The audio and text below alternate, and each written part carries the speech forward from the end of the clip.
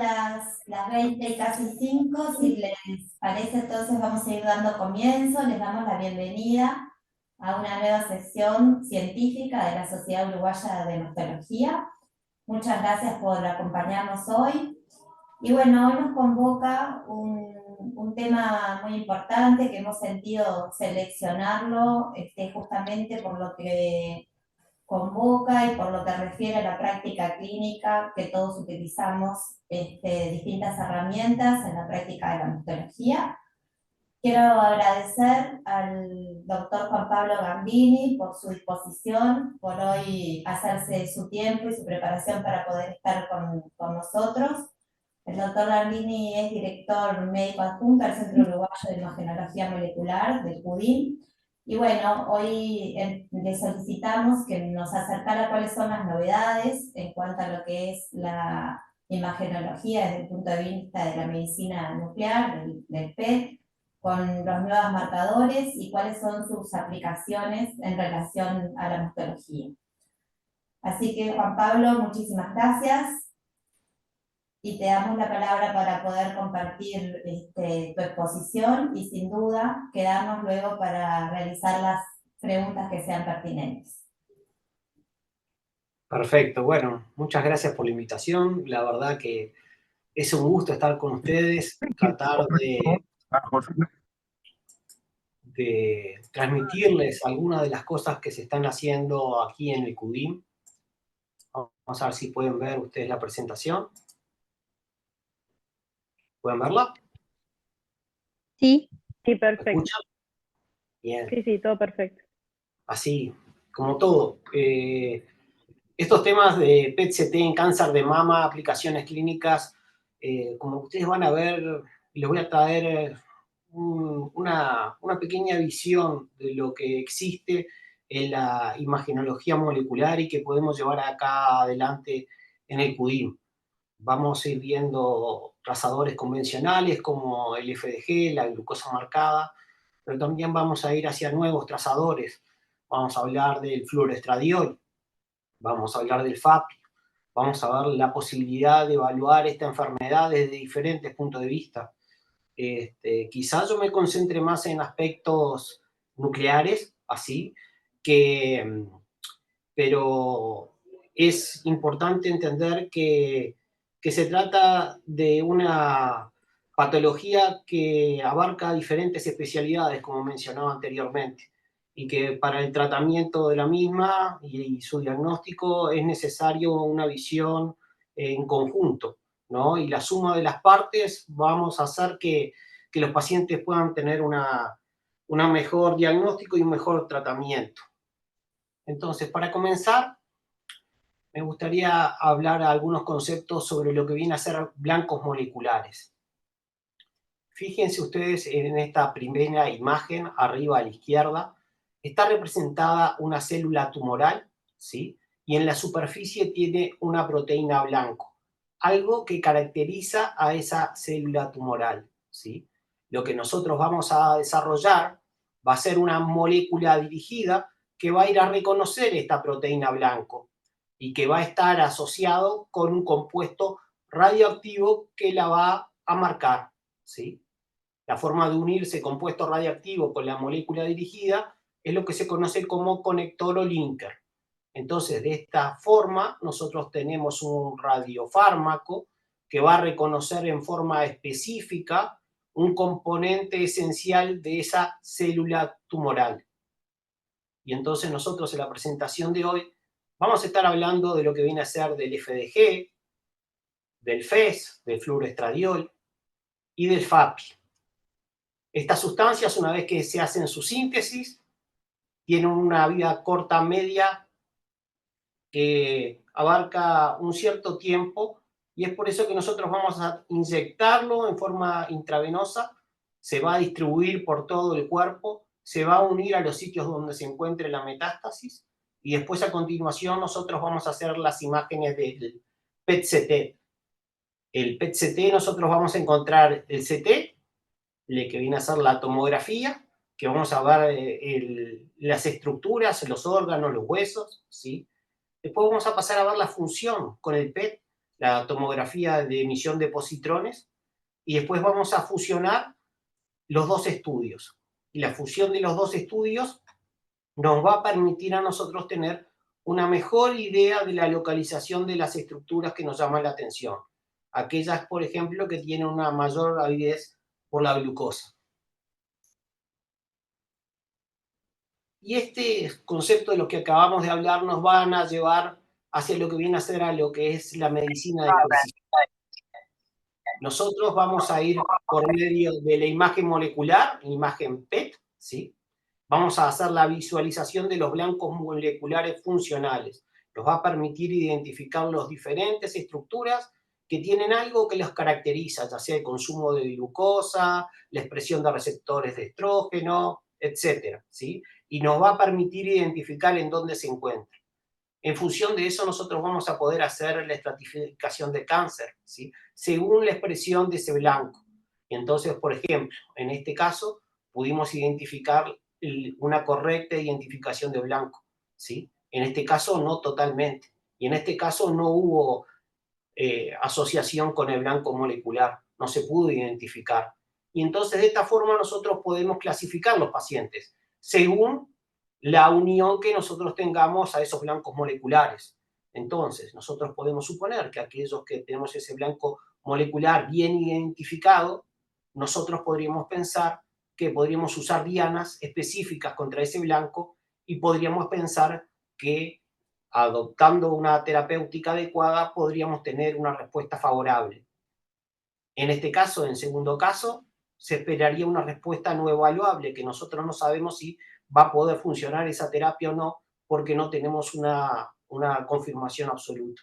Y en el tercero, que nosotros no vemos ningún tipo de unión, nosotros estaríamos pensando que el tratamiento que intentaríamos instaurar no daría los resultados esperados.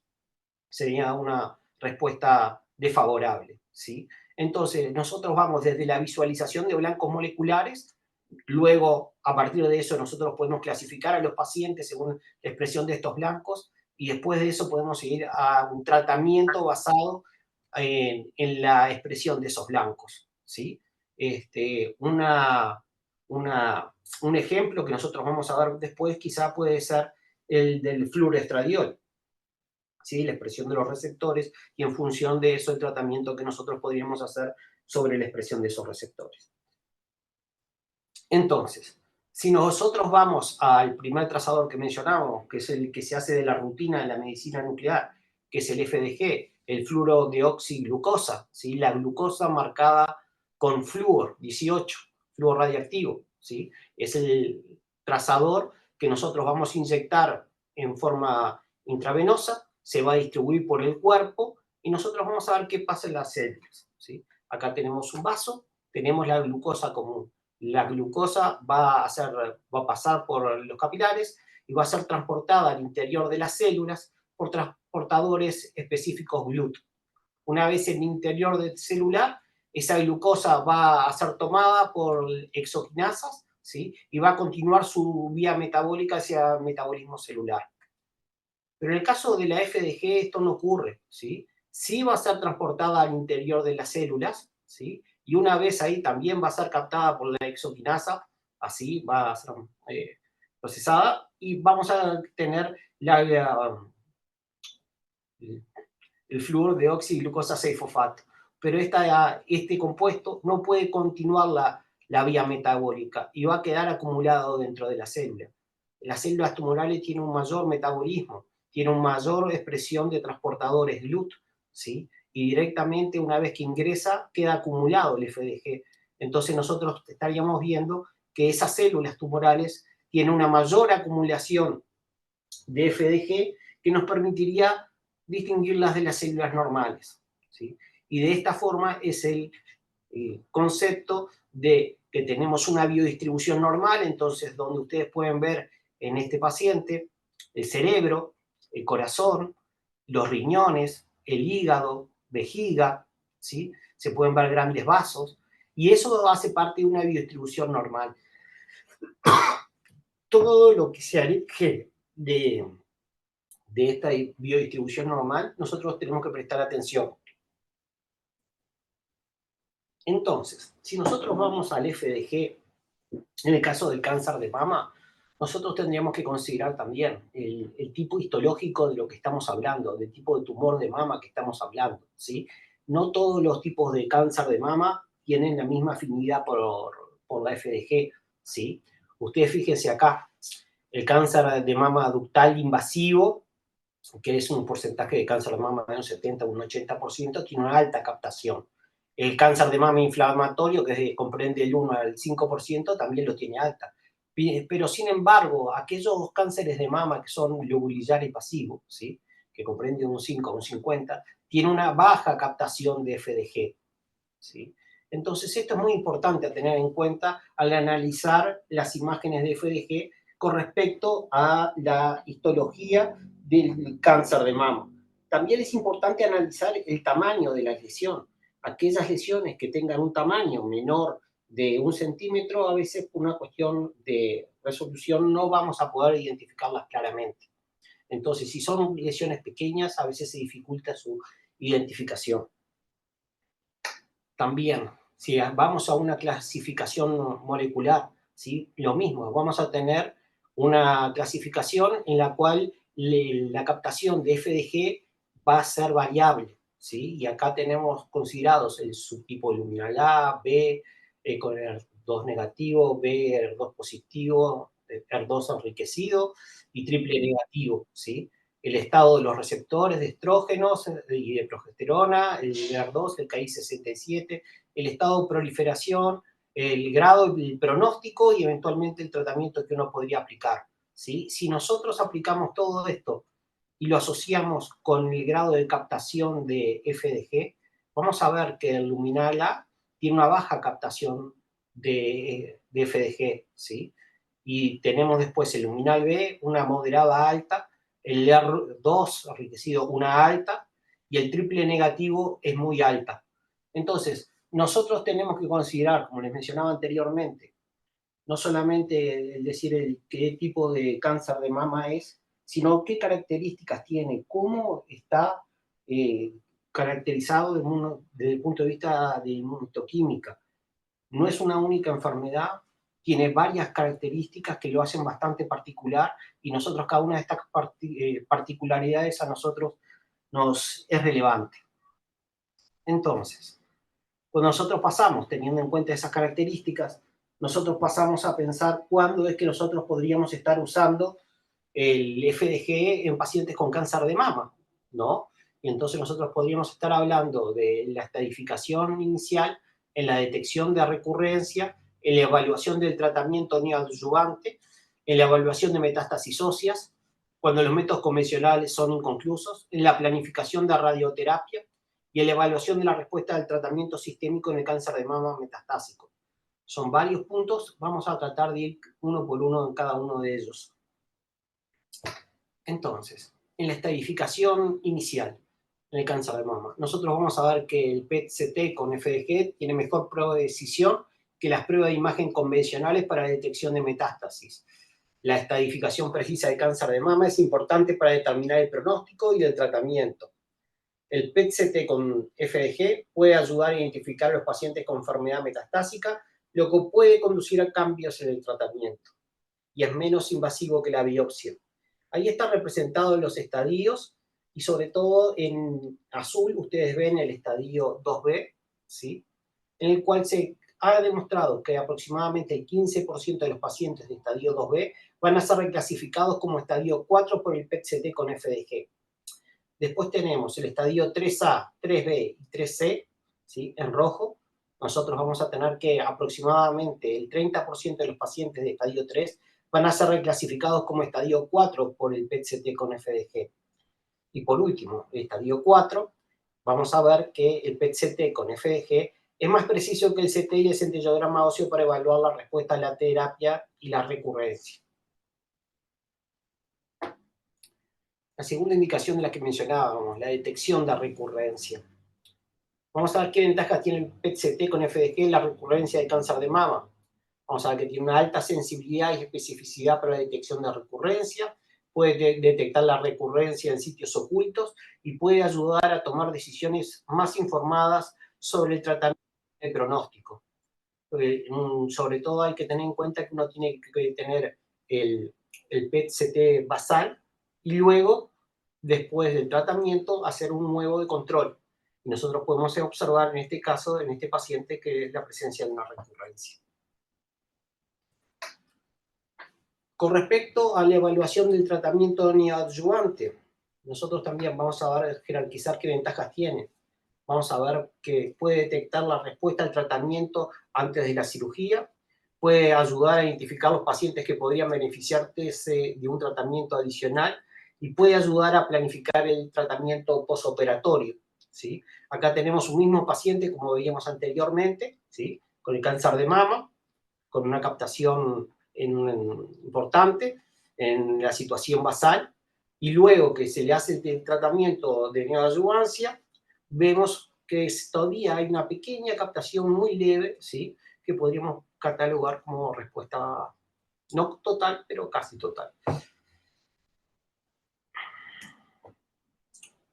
¿Qué pasa con la evaluación de las metástasis óseas?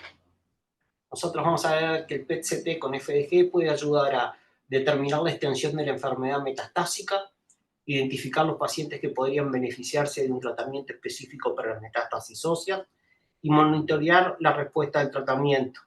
Ahí tienen un PET-CT con una lesión ósea a nivel vertebral y observen ustedes la intensa captación a nivel del centro.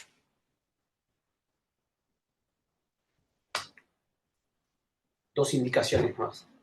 El PET-CT con FDG en cáncer de mama, cuando los métodos tradicionales no son concluyentes, nosotros vamos a ver que puede ayudar a confirmar o descartar un diagnóstico de cáncer de mama, determinar la extensión de la enfermedad, identificar la presencia de metástasis, monitorizar la respuesta al tratamiento. Con respecto a la planificación de la radioterapia, vamos a ver que el PET con FDG puede ayudar a determinar la extensión del tumor primario, identificar la presencia de metástasis, diferenciar entre tejido tumoral y tejido sano. Esta información puede... Ay, perdón. Hola. Se te escucha, Juan Pablo, Sí. pero salió de presentación. Ahí va. Esta información puede ayudar a diseñar un plan de radioterapia que se centre en el tumor y minimice la exposición a los tejidos sanos a la radiación. Otra indicación más, en la evaluación de la respuesta al tratamiento sistémico, el PET-CT con FDG se puede utilizar para evaluar la respuesta al tratamiento sistémico de varias maneras. Una forma es comparando las imágenes del PET-CT tomadas antes y después del tratamiento o empleando los criterios RECIST. O evaluar, también es importante para evaluar el daño a los tejidos sanos causados por el tratamiento sistémico. Esto puede ayudar a los médicos a ajustar el tratamiento para minimizar el daño a los tejidos sanos. Con respecto al ajuste del tratamiento, el PET-CT con FDG puede ayudar a determinar qué tratamiento es más probable y que sea eficaz. Por ejemplo, si el tumor está respondiendo a un tipo de quimioterapia, es posible continuar con ese tratamiento. Si el tumor no está respondiendo a un tipo de quimioterapia, es posible que sea necesario cambiar a un tipo diferente de quimioterapia. ¿Qué pasa con respecto a la evaluación de la respuesta al tratamiento sistémico? Como mencionábamos en el anterior, acá tenemos un caso de una paciente de 33 años, de sexo femenino, portadora de cáncer de mama derecha, que recibió tratamiento con quimioterapia. El PET-CT con FDG basal se visualiza captación del tumor primario, múltiples metástasis óseas, hepáticas, ganglionares y pulmonares, ¿sí? Y después tenemos en B, tenemos la respuesta al tratamiento, y observen ustedes que la gran mayoría de las lesiones que mencionamos anteriormente ha desaparecido. Ustedes pueden observar acá el antes del tratamiento, después del tratamiento, la lesión a nivel de la mama, a nivel hepático, ¿sí? A nivel óseo, ¿sí? A nivel de la columna, y ustedes pueden evaluar de esta manera la respuesta a la terapia. ¿Qué pasa en nuestro medio con respecto a la cobertura del Fondo Nacional de Recursos? ¿Sí? El cáncer de mama está comprendido dentro de los estudios financiados por el Fondo Nacional de Recursos. Y hay una característica, ¿sí? Como dicen ahí, el único centro existente en nuestro país para llevar adelante el PET-CT por ahora es el CUDIM, y nosotros vamos a jerarquizar estas dos frases que dice acá. En la etapa diagnóstica de las enfermedades oncológicas, y de eso no está hablando solamente de mama, sino en general, el PET-CT se considerará cuando sus resultados pueden evitar o optimizar la realización de un procedimiento diagnóstico invasivo. Y después se realizará PET-CT para estadificación o reestadificación de los pacientes con cáncer, cuando luego de los estudios convencionales persistan dudas sobre el manejo clínico del paciente y el resultado del mismo pueda cambiar la conducta terapéutica. ¿Sí? Observen ustedes que estas dos definiciones en cierta manera son bastante amplias y que los pacientes son particulares y en cierta manera que a veces hay que tratar de ver cómo se encuadra cada paciente dentro de lo que nos permite el Fondo Nacional de Recursos. ¿Sí? También es interesante el hecho de acá que los pacientes que han recibido tratamiento, la realización del estudio deberá postergarse hasta pasadas 4 semanas de terminada la quimio y 12 semanas de la última sesión de radioterapia. 8 semanas de un procedimiento quirúrgico en el sitio a estudiar. ¿Sí? Esto es importante porque le va a determinar cuándo es que ustedes piden. Si ustedes aportan esa información cuando hacen la solicitud, seguramente terminen hablando con el médico tratante para caer en estas semanas que nosotros estamos comprendiendo, que muchas veces dice, vamos a hacerlo ahora, bueno, a veces se demora un poco más la realización del estudio. ¿Y eso es por qué? Porque la necesidad de que se asiente el tratamiento de la quimio, la radio y el tratamiento quirúrgico, porque pueden dar lugar a falsos positivos por inflamación local, que también capta FDG.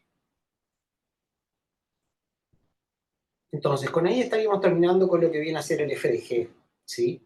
Me gustaría pasar a otro trazador que lo tenemos disponible en el CUDIM, que es el FAPI, marcado con galio, y también estamos haciendo las primeras experiencias con su marcación con lutecio, no con pacientes, sino mesada. El FAPI viene a ser inhibidor de la proteína activadora de fibroblastos, ¿sí? Nosotros vamos a encontrar que en el tejido tumoral se precisa la presencia de fibroblastos para que se forme la arquitectura de ese tumor, de esos tumores sólidos. Son necesarios la presencia de estos fibroblastos. Y estos fibroblastos tienen unas características que los diferencian del resto de los fibroblastos que están en el cuerpo. Y eso es la presencia de la proteína activadora de fibroblastos. Estas pequeñas estructuras que ustedes ven acá en la superficie de los fibroblastos. Estas proteínas, ¿sí? Lo que han hecho es asociar un inhibidor que va a reconocer en forma específica el FAP y se lo ha marcado con 2 radionucleidos, con galio para diagnóstico y con lutecio para terapia. Y lo que es importante es que se ha visto que este trazador ha sido empleado en diferentes tipos de tumores, incluyendo el cáncer de mama, con éxito, ¿no? Y en cierta manera, recientemente, se lo ha comparado con el FDG. Este es un trabajo reciente de febrero de este año, ¿sí? Y en los cuales se compara el FAPI con respecto al FDG en las imágenes PET. Entonces, todo lo que ustedes ven con una cruz azul celeste corresponde a que el FAPI es superior al FDG, ¿sí? Y entonces, si ustedes ven, acá todo lo que viene a ser digestivo, esófago, hígado, vía biliar, sarcoma, carcinomatosis peritoneal, cáncer de vejiga, pulmón, adenocarcinoma del pulmón, cáncer de mama, cáncer gástrico, cáncer pancreático, cáncer colorectal y cáncer de ovario. Se ha visto que el FAPI es superior al FDG, ¿sí? Y comprende también la posibilidad de marcarlo con lutecio y hacer terapia en esos pacientes. Entonces, nosotros tenemos otra posibilidad de mirar las enfermedades. Tenemos no solamente el consumo de glucosa, sino que estamos viendo el microambiente tumoral. Y al visualizar el microambiente tumoral, nosotros tenemos después la posibilidad de ir hacia una terapia, que lo más parecido que ustedes pueden conocer es la terapia con lutecio PSMA para el cáncer de próstata metastásico o el lutecio dotatate para los tumores neuroendocrinos. Entonces, como ustedes ven, este otro trabajo también, el FAPI marcado con galio, que es para diagnóstico, y hacen estudios PET-CT, ¿no? Un nuevo paso en imagen de cáncer de mama, un estudio comparativo con FDG, ¿sí? Y en ese estudio se vio que el PET-CT con FAPI es superior al PET-CT con FDG en la detección del tumor primario en pacientes con cáncer de mama gracias a su elevada sensibilidad y su máximo. El PET-CT con galio FAPI 0,4 también es superior al PET-CT con FDG en la detección de metástasis en ganglios linfáticos, en lesiones hepáticas, óseas y cerebrales, porque tiene menor actividad de fondo y mayor captación de lesiones subcentimétricas, pequeñas. Observen acá la distribución del FDG, observan intensa captación a nivel de cerebro. Fíjense ustedes, en cerebro el FAPI no tiene captación. Si hubiera captación, se correspondería con una metástasis, ¿sí? Esto acá ustedes tienen ese mismo paciente, ¿sí? Actividad cardíaca, ¿sí? Acá la actividad cardíaca está ausente. Observen acá la presencia de captación a nivel de axila y a nivel de mama, ¿sí? Es mucho más clara y mucho más extensa con el FAPI, ¿sí? Hígado, ustedes ven acá la captación fisiológica del FDG. Observen ustedes acá que no tienen captación a nivel hepática, lo cual cualquier lesión a nivel hepática se puede visualizar con mejor definición, ¿sí? Entonces, nosotros tenemos un nuevo trazador que se puede emplear también para evaluar el cáncer de mama y que es, como quien dice, capaz de ver otro aspecto de la enfermedad. Como les mencionaba anteriormente, el cáncer, el FAPI, se puede marcar con lutecio, ¿sí?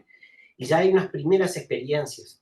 El trabajo, este es bastante reciente, del 2022, en donde se estudió pacientes con diferentes enfermedades oncológicas y en estadios terminales en los cuales se les administró lutecio FAPI, ¿sí? El caso de la imagen corresponde a un paciente con cáncer de mama, en estadio inicial, así, tras la administración de FAPI, de varias dosis, ¿sí? Y observen ustedes, a medida que va pasando el tiempo, la captación de todas esas lesiones cada vez va disminuyendo. Obviamente que el paciente no termina la enfermedad de este paciente estaba avanzada y no termina curando al paciente, pero la estrategia a seguir es prometedora. Todavía hay que trabajar en este tema, pero acá en ECUDIM estamos en los pasos iniciales de llevarlo a la actividad asistencial. Estamos todavía en la etapa de marcación. Otro trazador.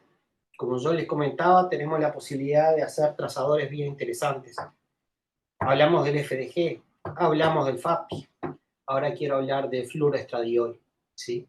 Y entonces, como ustedes saben, en el cáncer de mama, nosotros podemos, digamos, estar hablando y hacernos la pregunta que es, ¿qué es la heterogeneidad de los receptores de estrógeno en el cáncer de mama metastásico, ¿no? Y entonces ahí podríamos hablar de tres tipos de heterogeneidades, ¿sí? La heterogeneidad intratumoral, una sola lesión puede tener receptores de estrógeno positivos o negativos, sectores que lo presenten los receptores, otros sectores que no lo tengan, ¿sí? Puede tener heterogeneidad intertumoral. Dos lesiones pueden tener diferentes estatus de receptores de estrógeno, ¿sí? Pueden estar distantes o próximas, ¿sí? Y por último, tenemos la heterogeneidad temporal. El estatus de receptores de estrógeno puede cambiar con el tiempo, especialmente luego del tratamiento. Entonces, si uno está pensando en hacer un tratamiento para actuar sobre los receptores de estrógeno, nosotros no solamente podemos tener la posibilidad de visualizar de lo que ocurre a nivel de la mama o en la axila, sino también tenemos la posibilidad de explorar tu cuerpo entero, qué es lo que ocurre en todo el cuerpo, ¿sí? Antiguamente lo que podríamos plantear con una lesión con varias metástasis era hacer una punción biópsica, ¿sí? Y determinar si esa punción biópsica el estado de los receptores de estrógeno. Pero eso no nos habla necesariamente de cómo se encuentra el estado de los receptores de estrógeno en las otras lesiones. En cambio que con el flúor estradiol, nosotros tenemos la posibilidad de evaluar cuerpo entero cuál de esas lesiones expresa fluorestradiol de forma mínimamente invasiva, mediante un estudio PET-CT. Entonces, como verán, ustedes tienen varias ventajas.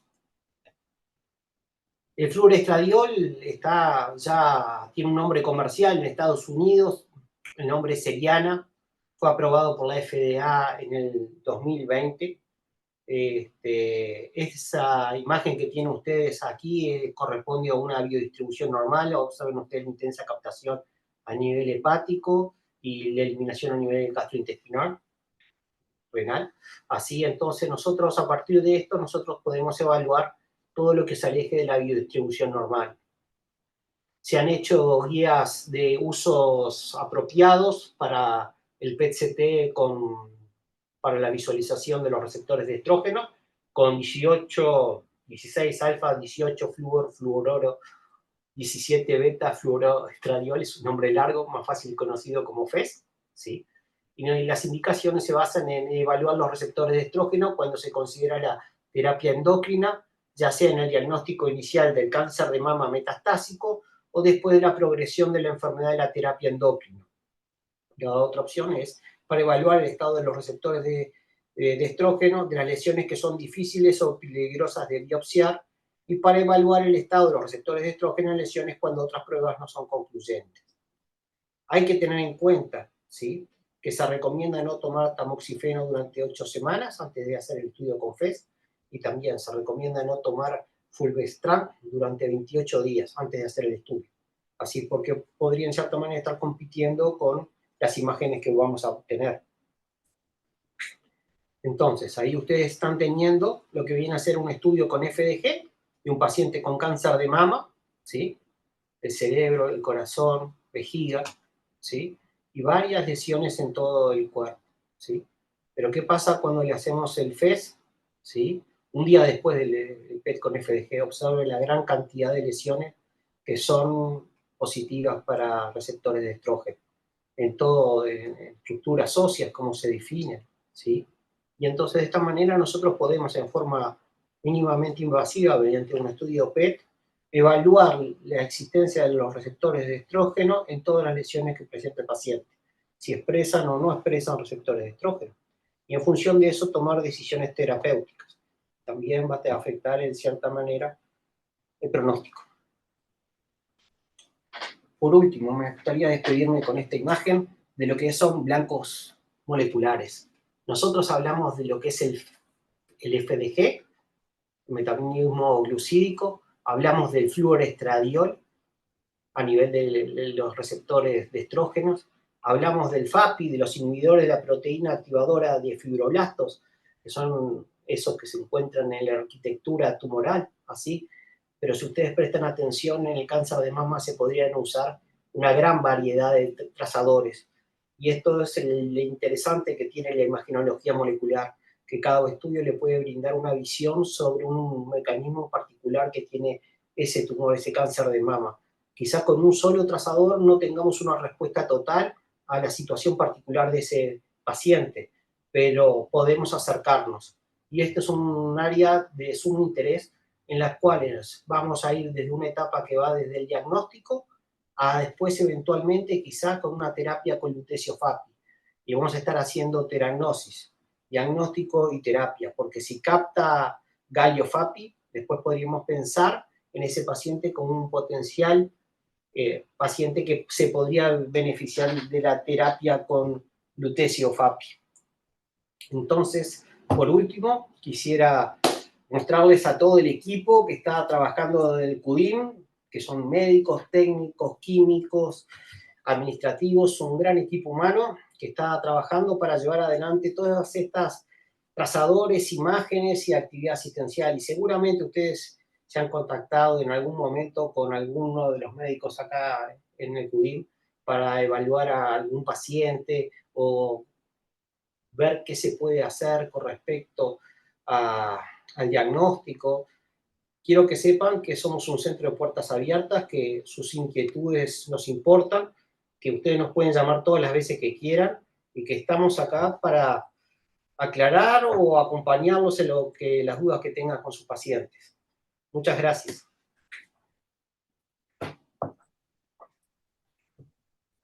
Muchísimas gracias, doctor Gambini. Muchísimas felicitaciones, una excelente ponencia con una cantidad muy vasta de información para todos los clínicos. Bueno, felicitar a todo el centro, al equipo y bueno, pedirle que se haga reproducible para todos aquellos que sin duda, para los que estamos en la oncología al menos y en la práctica, bueno, el PUDIM ha cambiado nuestra práctica clínica y la posibilidad de escucha y la posibilidad del contacto con los colegas a la hora de poder definir qué estudio se va a solicitar y qué interpretación se hace con los resultados, es excelente. Así que, bueno, es una oportunidad para agradecer también esa instancia en la práctica clínica.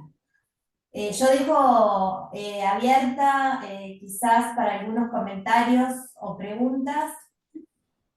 También lo podemos hacer por el chat. No sé si hay alguna pregunta, alguien que quiera levantar la mano o algún comentario como para poder seguir profundizando de los múltiples temas que ha mostrado hoy el doctor Gambini. Muchas veces las dudas no aparecen ahora, pero pueden aparecer después, no te preocupes. Estamos, como les decía, de puertas abiertas, puedes llamar cuando quieran. Es interesante y creo que es muy valioso la colaboración interdisciplinaria, no solamente el médico nuclear con el oncólogo, sino también con el patólogo, con el cirujano. Precisamos, como quien dice, una mayor comunicación muchas veces, ¿no? Y nosotros acá estamos para ayudar, así básicamente. Actualmente el centro dispone de fluoroestradiol y dispone de FAPI, no tiene costo para el paciente. Sí hacemos el estudio con FDG a todos los pacientes seguros como control y después le hacemos el FAPI o el FES, ¿sí? Para que lo tengan presente si ustedes tienen necesidad de hacer alguno de estos estudios. Tiene la mano levantada el doctor Gustavo Burgui. Sí, Juan Pablo, primero que nada, felicitaciones. Lo que ya tenemos unos años, vemos estas cosas como unas herramientas fantásticas, que como buenas herramientas y en un país como el nuestro tenemos que aplicarlas en forma adecuada para que nos rindan y para tener los mejores beneficios, sobre todo para el paciente. Lo que te quería preguntar, del punto de vista funcional administrativo, ¿cuál de estos estudios con estos trazadores, tú decís que no tienen costo para el paciente? Obviamente nosotros que manejamos estudios que están dentro de lo que se llama el PIAS y de lo que está fuera del PIAS, ¿cómo son los mecanismos de inclusión para poder utilizarlos en la práctica diaria, Juan Pablo? Primero se hace la solicitud del FDG, así, y en la misma solicitud, así, se menciona que se quiere hacer el estudio con FAPI o con FES, ¿sí? Depende del otro trazador.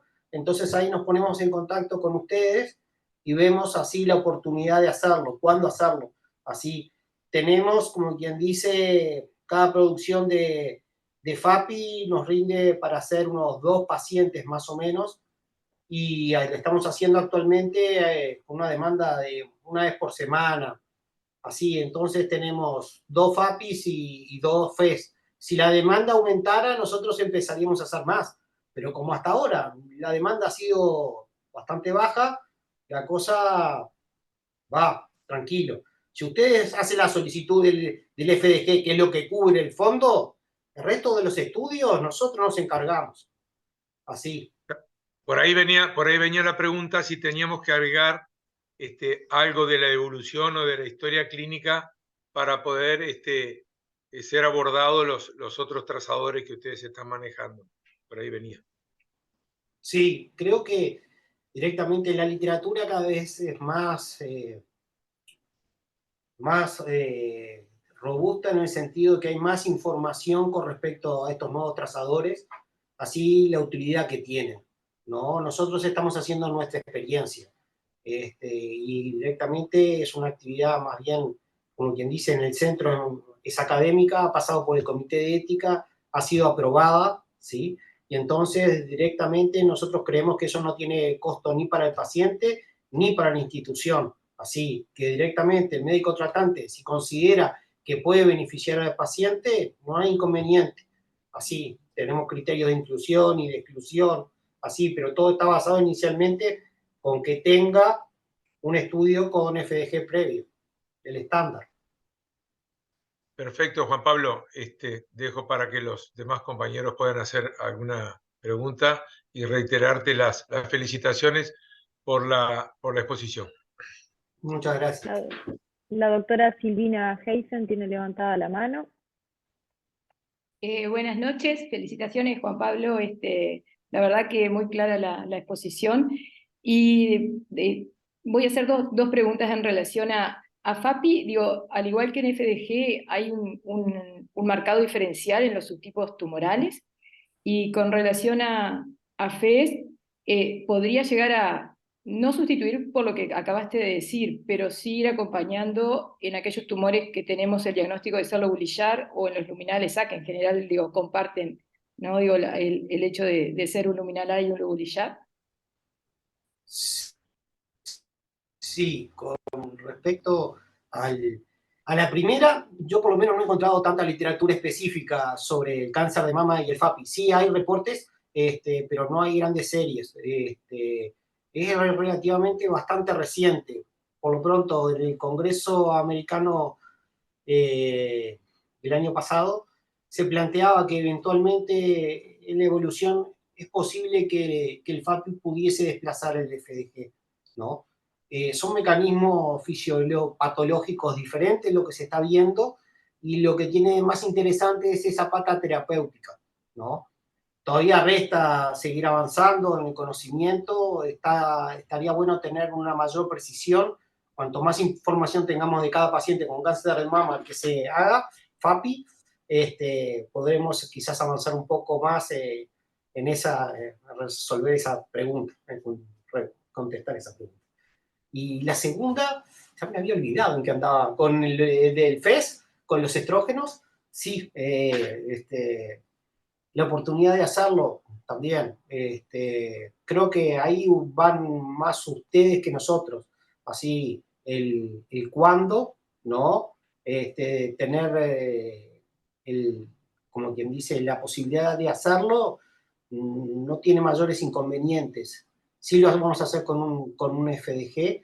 La cuestión está en, como quien dice, en la medicación, que tengan en cuenta si está tomando medicación, que puede estar afectando después al resultado, ¿no? Así, porque si no estaríamos compitiendo nosotros por el mismo receptor y no vamos a ver nada. Claro, en ese caso, digo, podría llegar a ser planteable frente a la sospecha de una recaída, digo, pensando, por ejemplo, en lo peritoneal, y en particular Sí. porque tengo una paciente que ya está en tratamiento, digo, y que en sí, cuando hicimos el PET convencional, digo, la recaída fue peritoneal, pero no tuvimos claramente ningún estudio que lo marcara, sí la parte sintomática y sin evidencia de enfermedad en otro territorio. Entonces, digo, pensando en ese, y que era un lobulillar también, entonces como que pensando en esto quizás son situaciones muy puntuales, ¿no? Pero en ese caso uno podría pedir el PET y hacer la solicitud si es que es viable agregar este otro, si es que ya, o sea, si es que ya está, ustedes lo hacen entonces habitualmente. Nosotros lo hacemos así, como quien dice, tenemos 2 cupos por semana por ahora, tanto para el FAPI como para el FES. Si aumenta la demanda, nosotros vamos a hacer más. Tenemos la capacidad para hacer más, pero como no hemos tenido demanda, no hemos hecho más. Pedí el paciente, pedí el FDG, poné las observaciones, el hecho de que querés evaluarlo con respecto al FES y ya vemos de coordinarlo. Perfecto. Y una pregunta más y dejo al resto. Con respecto a las metástasis óseas y Sí. no en la estadificación, ¿es complementario al centellograma o uno podría guiarse solamente con la solicitud de PET? Son mecanismos de captación diferentes, así creo que estás viendo diferentes cosas, Dice. porque tampoco no estoy comparando quizás el centello óseo contra el fluoruro, sino contra el FDG, y hay tumores que te captan FDG y otros que no. En cambio que el otro es la reacción ósea alrededor de la lesión, ¿no? Creo que va por ahí. Perfecto. Te va a aportar, cada uno te va a contestar una cosa diferente. Bárbaro, muchas gracias. No, de nada. Juan Pablo, yo aprovecho a preguntarte cómo interpretaríamos en realidad el diagnóstico de un 15% más de pacientes en estadio 2 que pasarían a ser un estadio 4 y un 30%, que es lo que dicen los trabajos, en el estadio 3. Con lo que nosotros, bueno, en conclusión estaríamos mal clasificando a una cantidad de pacientes, porque los estadios 2 y los estadios 3 son pacientes de diagnóstico temprano, pero muy frecuentes en nuestro país, que los seguimos diagnosticando con tomografía y centellograma. Han habido varios estudios en los últimos años, dentro de esto que tú has mostrado también, con esa diferencia y digamos que ese beneficio a favor de solicitar el PET para el diagnóstico. ¿Tú crees que estamos en condiciones, por ejemplo, de decir, bueno, vamos a pedirle al estadio 3 una estadificación con PET para no dejar de lado ese 30% que mal estadificamos? Desde el punto de vista operativo, yo te digo que acá en el CUDIM tenemos la capacidad para absorber mayor cantidad de estudios, ¿sí? Desde el punto de vista de fondos, nosotros la cantidad de estudios que hacemos, lo que nos paga el fondo, no es una limitante para que ustedes lo pidan. Así, nosotros tenemos una buena relación con el fondo y directamente ellos agarran, los incluyen y tenemos en esta administración la idea de que si el médico tratante considera que el paciente precisa un estudio PET, se lo vamos a hacer. No importa la patología. Si el médico tratante considera en mama, en próstata, en la patología que ustedes quieran, y ustedes están convencidos de que el paciente precisa un PET, a pesar de que no esté en el Fondo Nacional de Recursos, nosotros vamos a encontrar la forma de que ese paciente tenga su PET. Entonces, de lo que vos decís de poder hacerlo, operativamente lo podemos hacer. Si ustedes quieren ir por ese camino, vamos. Y los vamos a acompañar y apoyar. Así. Yo me estaría preguntando justamente, bueno, quizás no en un estadio 2, pero no solamente en aquellos pacientes que nos generan dudas, que bueno, hoy en día lo podemos solicitar y ustedes lo realizan y el fondo de alguna manera lo sustenta. Pero serían aquellos pacientes que son estadio 3 y que por ahí no nos queda ninguna duda y que seguramente nos estemos equivocando. Digo, para pensar y transitar quizás, ¿por qué no también la inclusión de estos pacientes en una nueva normativa del fondo bueno, que sé que muchas veces también surgen por la demanda y bueno, por este tipo de instancias y de comunicación? Eso es muy interesante porque hace poco hablamos con el fondo y ellos están muy receptivos a hacer cambios en la normativa, a agregar nuevas patologías o hacer cambios en las existentes, a favor, ampliando, ¿no? Sé que yo he hablado con la gente de endocrinología y ellos tenían algunas inquietudes y se las estaban planteándolas. Y yo le dije, nosotros desde acá de CUDIM no lo podemos hacer, pero sí desde la sociedad de endocrino iban a ver si se comunicaban con ellos, con el fondo, acercándoles aquellas patologías que querían incluir. Quizás sea un mecanismo que ustedes agarren, quieran rever algunas patologías en particular, que directamente queden cubiertas, a pesar que no lo están de forma tan clara, y avanzar por ese camino. Mientras tanto, lo que les puedo ofrecer es que si ustedes tienen el convencimiento de que el PET le puede servir al paciente, nosotros lo vamos a hacer. Así, independientemente que el fondo nos pague o no. Bueno, muchísimas gracias, Juan Pablo. No sé si queda algún otro comentario o preguntas.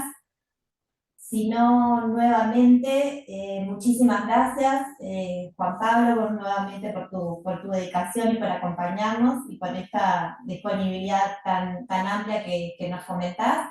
Así que creo que, bueno, queda quizás este punto como para algo pendiente para hablar en la sociedad y bueno, quizá también trabajarlo en conjunto con ustedes, como para ver cómo se plantea y qué pacientes podrían ser candidatos entonces a un diagnóstico inicial con PET-CT. Muchas gracias a todos por la participación y les quería comentar que la sección científica del mes que viene se va a realizar de forma presencial. Les vamos a estar enviando las características de la misma, el lugar y la hora, que va a ser el lunes 30, como todas las actividades, el último lunes de cada mes, y bueno, vamos a ir mandándoles más detalles. Sin más, entonces, muchas gracias a todos por estar y por su participación. Buenas noches. Buenas noches, muchas gracias. Buenas noches, muchas gracias. Buenas noches, gracias.